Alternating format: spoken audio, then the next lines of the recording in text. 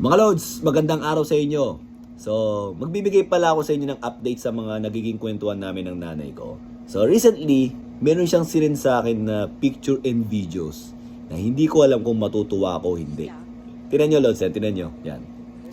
Gumagawa siya ng kimchi doon sa may kaibigan niyang may restaurant. So, yung nanay ko nga kasi, di ba, ang talagang trabaho niya is cook. Pero hindi yata siya nagtatrabaho sa ngayon dahil sa health niya and also parang meron yatang date kung kailan siya pwede magtrabaho. But anyways, so tinutulungan niya yung kaibigan niya na merong restaurant na gumawa ng kimchi. Ano, tinan niyo, sarap po. So apparently, Lods, nalaman ko ang paggawa pala ng kimchi is dalawang klase sa kanila. Depende sa weather. So, mas mahirap daw pag winter kasi mas parang fine-ferment nila mabuti yung yung cabbage. So parang umaabot ng isang araw yata yung pag-ferment nila pagka winter. So meron din silang ibang parang refrigeration daw nun eh. So separate daw yung pang summer at pang ano. But anyways, yun yung paliwanag niya sa akin. Pagkatapos, yung nga talagang ginagamit talaga nilang cabbage is yung galing daw talagang China. Kaya pala Chinese cabbage, di ba? Tapos, yung Pechay Bagyo, alam din yata niya yun. Pero kumbaga mas maliit daw ng konti yun eh. Oo, parang akala natin same, pero iba talaga yung Chinese cabbage talaga. So sa Ongpin may mga makikita kayo niyan. Actually sa Divisoria may mga nakikita ako nagbebenta nun eh. So doon ako bibili ulit. Tapos yung isa sa ingredients kasi nun, yung radish, yung labanos nga, 'di ba? So yung labanos sa atin yung nilalagay sa sinigang yung mahaba, 'di ba? Sa kanila yung parang pabilog eh. And then, kaya pala hindi ko makuha yung lasa ng radish kimchi. Ang tawag ng kaktugi. Isa yung sa paborito ko. Kasi ibang radish pala yung gamit doon. Kasi yung radish ng Korean talaga, mga Lods. Pagka yun, kinagat mo yun, parang cubes lang yun eh. Parang sumasabog yung tamis, asim na may pagka-umami flavor. Tapos may anghang. Sarap nun.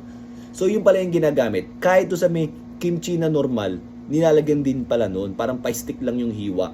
At ang purpose pala niya kasi, yung paste kasi ng kimchi talaga, parang medyo parang madry na yan sa dami ng ingredients. Yung radish ang parang magpapasabaw lalo nun. At yung sarap ng sabaw ng radish talagang sumasama doon sa kimchi para mas maging maganda yung pag-ferment. Okay? So, meron palang radish din yun.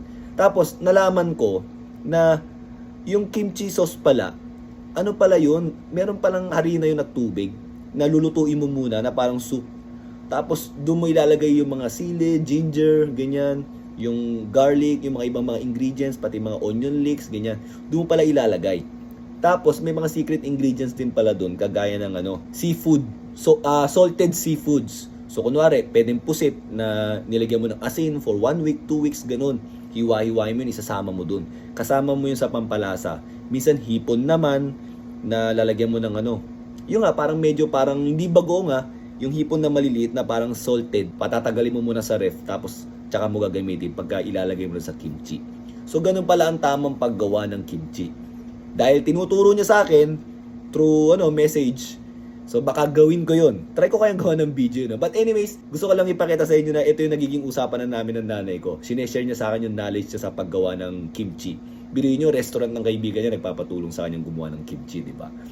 Pagkatapos, bago matapos, sabi ng nanay ko, i-post ko naman daw sa video ko yung mga picture niya, mga magaganda daw siya. So eto, yung picture na yan, yung suot niya dyan, yan yung binili ko sa airport bago kami umalis at binigay ko sa kanya. Magandang klase ng ng pantulog. So mga Lods, yun lang. Sana nagustuhan niya. So yung kimchi na yan, gagawin natin yan. Try natin gawin. Thank you.